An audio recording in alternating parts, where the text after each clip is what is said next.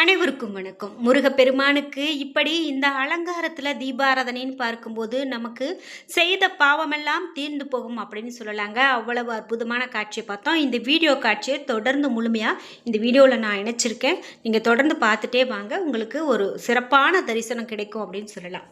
இந்த முருகப்பெருமானுக்கு அலங்காரம் அப்படின்னு பார்த்தீங்கன்னா பலவிதமான அலங்காரம் இருக்குங்க. மலர்களால், சந்தனத்தால், விபூதி, பட்டு வஸ்திரம், நகை, வேல், மயில் இது மாதிரி நிறைய அலங்காரம் இருக்கும். குறிப்பாக பழனி முருகனுக்கு செய்யக்கூடிய இந்த அலங்காரங்களை நம்ம பார்த்து வழிபடும் போதே நம்ம இந்த பிறந்த பிறப்புக்கே இதுதான் புண்ணியம் அப்படின்னு சொல்கிற அளவுக்கு அந்த அலங்காரம் இருக்குங்க. ராஜ அலங்காரம், வெள்ளி அலங்காரம், சந்தன காப்பு, விபூதி காப்பு அலங்காரம் அப்படின்னு சொல்லி இந்த முருகப்பெருமானுடைய காட்சி அப்படின்னு பார்த்தீங்கன்னா ரொம்ப சிறப்பானது.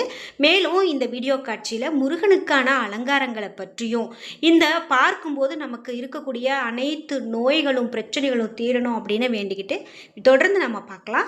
இன்னும் என்னென்ன தகவல்கள்லாம் சுவாரஸ்யமான இருக்கிறது அப்படிங்கிறத நீங்கள் தொடர்ந்து பார்த்துட்டு வாங்க.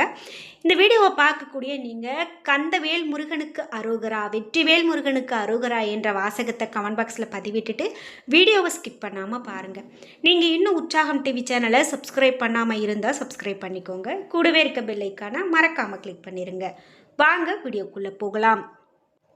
உங்கள் வீட்டில் பெரும்பாலும் ஏதாவது ஒரு பிரச்சனை தலை எடுத்துக்கிட்டே இருக்குங்களா? நீங்கள் இதை வேண்டான்னு விரும்பாத விஷயம் உங்களுக்கு தேடி தேடி நடந்துகிட்டே இருக்கா? எப்போ பாரு சண்டை பிரச்சனை, வீட்டுக்குள்ளே ஒரு நிம்மதி இல்லை, நம்ம ஒரு சொல்ல போனால் அது 10 சொல்ல உருவெடுத்து பிரச்சனை ஆகுது அப்படின்லாம் வருத்தப்படுறீங்களா? இந்த வீடியோவுக்கு கீழே டிஸ்கிரிப்ஷனில் வராகி அம்மன் ஜோதிட நிலையத்தின் தொலைபேசி எண் கொடுத்துருக்கேன்.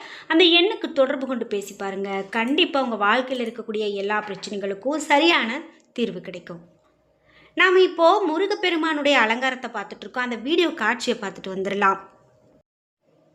நாம் பார்த்துட்டு இருக்கக்கூடிய இந்த வீடியோ காட்சியில் முருகப்பெருமானுக்கு அழகாக விபூதி காப்பு செய்து அழகாக அலங்காரம் செஞ்சுருக்காங்க. ஆண்டி கோலத்தில் முருகப்பெருமான் இருப்பது போலவும் அந்த முருகப்பெருமானுக்கு அலங்காரம் செய்யப்பட்டு தீபாராதனை காட்டக்கூடிய இந்த அற்புதமான காட்சியை தாங்க பார்த்துட்ருக்கோம். இந்த காட்சியை பார்க்கும்போதே வெற்றிவேல் முருகனுக்கு அரோகரா என்ற வாசகத்தை கமெண்ட் பாக்ஸில் பதிவிட்டுட்டு நீங்கள் 6 படை வீடுகளில் எத்தனை படை வீடுகளுக்கு போயிருக்கீங்க அப்படிங்கிற உங்களுடைய கருத்துக்களை கமெண்ட் பாக்ஸில் பதிவிடுங்க.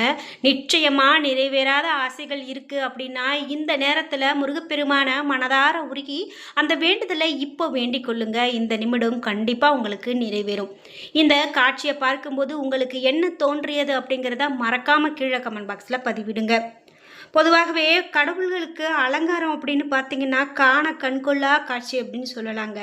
அப்படிப்பட்ட இந்த கடவுளுடைய அலங்காரங்கள், அவர்களுடைய சிலை அப்படின்னு பார்க்கும்போது ரொம்பவே ஒரு நமக்கு மகிழ்வை கொடுக்கக்கூடியதாக இருக்கும் அப்படின்னு சொல்லலாம். உன்னதமாக மனதார நினைத்து நம்ம வழிபாடு செய்யக்கூடியதாக இருக்கும் அப்படின்னு சொல்லலாம். முக்கியமாக நம்ம முன்பு பார்த்தது போல ராஜ அலங்காரம், வெள்ளியால் அலங்காரம், சந்தனத்தால் அலங்காரம் இவையெல்லாம் எல்லா கோவில்கள்லையுமே செய்யப்படக்கூடியது தான். அதே போல் சில கோவில்களில் சரவணபுரம் அப்படின்னு சொல்லுவாங்க. அதாவது முருகனை பெண் வடிவில் அலங்கரித்து வழிபாடு செய்வது ஒரு சில கோவில்களில் இருக்குது அப்படின்னு சொல்லலாம். சரி, மலர்களால் அலங்காரம் அப்படின்னு பார்த்தீங்கன்னா பல்வகையான மலர்கள், குறிப்பாக மல்லிகை, ரோஜா, செவ்வந்தி, தாமரை இது போன்ற மாலைகள் சாத்துவது வழக்கம்.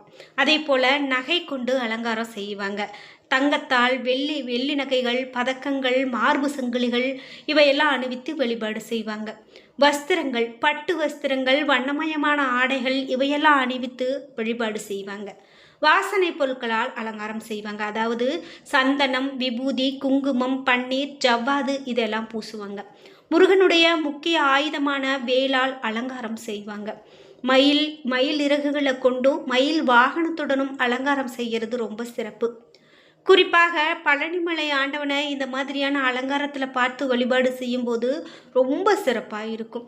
குறிப்பிட்டு இந்த முருகப்பெருமானுக்கு அழகு குத்தி வழிபாடு செய்வது, காவடி எடுப்பது, பால்குடம் எடுப்பது போன்ற வேண்டுதல்கள் எடுத்துகிட்டு பார்க்கக்கூடிய பக்தர்கள் இப்படி சிறப்பான அலங்காரத்தில் வழிபாடு செய்யும்போது அது மிக பெரும் நற்பலன்களை கொடுக்கும் அப்படின்னு சொல்லுவாங்க. அதாவது விரதம் இருந்து வழிபாடு செய்யும்போது மனம், உடல், பொருள் சார்ந்த தடைகள் நீங்கி காரிய வெற்றி உண்டாகும் அப்படின்னு சொல்லலாம். சரி, நம்ம இப்போ பழனி மலையை பற்றி பார்ப்போம். அதாவது எந்த நேரத்தில் என்ன மாதிரியான அலங்காரங்கள் அப்படின்னு பார்க்கலாம். புகழ்பெற்ற பழனி முருகன் கோவிலில் முருகப்பெருமான் ஆண்டிக்கோலம் ராஜ அலங்காரத்தில் இருப்பார் அப்படிங்கிறது மட்டும்தான் பெரும்பாலானவங்களுக்கு தெரியும். இவற்றில் ராஜ அலங்காரத்தில் தான் முருகனை தரிசிக்க வேண்டும், ஆண்டிக்கோலத்தில் தரிசிக்கக்கூடாது அப்படிங்கிறது பலருக்கும் இருக்கக்கூடிய கருத்து. ஆனால் இந்த ஆண்டிக்கோலத்தில் தரிசிக்கக்கூடாது அப்படின்னு சொல்கிறதெல்லாம் அதெல்லாம் உண்மை கிடையாது. வேறு எந்த முருகன் கோவிலும் இல்லாத ஒரு சிறப்பு பழனியில் மூலவர் தண்டாயுதபாணிக்கு இருக்குது. என்ன அப்படின்னு பார்த்தீங்கன்னா, தினமும் 6 முறை 6 விதமான அலங்காரங்கள் செய்யப்படுது. இவற்றில் முருகப்பெருமானை எந்த கோலத்தில் தரிசனம் செய்தாலும் நற்பலன்கள் மட்டுமே உண்டு. இருந்தாலும் எந்த நேரத்தில் பழனிக்கு நம்ம சுவாமி தரிசனம் செய்ய சென்றால் முருகனை எந்த அலங்காரத்தில் தரிசிக்கலாம், ஒவ்வொரு அலங்கார தரிசனத்துக்கும் என்னென்ன பலன் அப்படிங்கிறத பார்த்துடலாம்.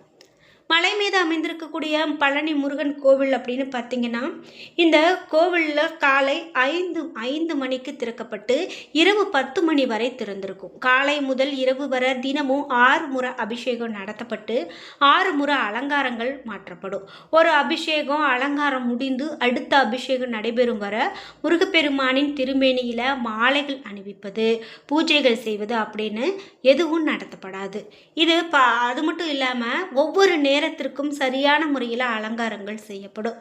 காலை 6:30 மணி முதல் 7:15 வரை சன்னியாசி அலங்காரமும், 8 மணி முதல் 8:30 மணி வரை வேடன் அலங்காரமும், காலை 9 மணி முதல் 9:30 மணி வரை பாலசுப்பிரமணியர் அலங்காரமும், பகல் 12 முதல் 12:45 வரை வைதிகால் அலங்காரமும், மாலை 5:30 முதல் 6:15 வரை ராஜ அலங்காரமும், இரவு 8:30 முதல் 9 மணி வரை புஷ்ப அலங்காரமும் செய்வாங்க.